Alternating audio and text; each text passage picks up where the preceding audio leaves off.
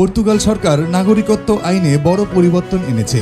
নতুন নিয়ম অনুযায়ী এখন থেকে ইউরোপীয় ইউনিয়নের বাইরের নাগরিকদের পর্তুগালের নাগরিকত্ব পেতে কমপক্ষে 10 বছর বৈধভাবে বসবাস করতে হবে। আগে এই সময়সীমা ছিল 5 বছর।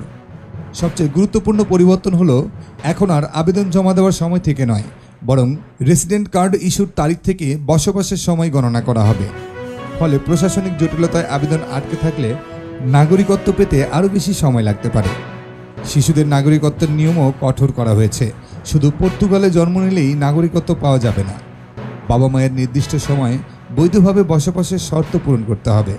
এছাড়াও আবেদনকারীদের ভাষা পরীক্ষা, সংস্কৃতি ও নাগরিক জ্ঞান পরীক্ষা, পরিচ্ছন্ন পুলিশ রেকর্ড এবং সমাজে সংযুক্তির প্রমাণ দেখাতে হতে পারে।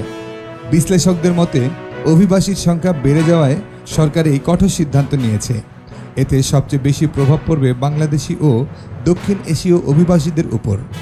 অনেকেই বলছেন, দীর্ঘদিন কাজ ও কর দেওয়ার পরও নাগরিকত্বের জন্য আরও অপেক্ষা করতে হওয়া হতাশাজনক।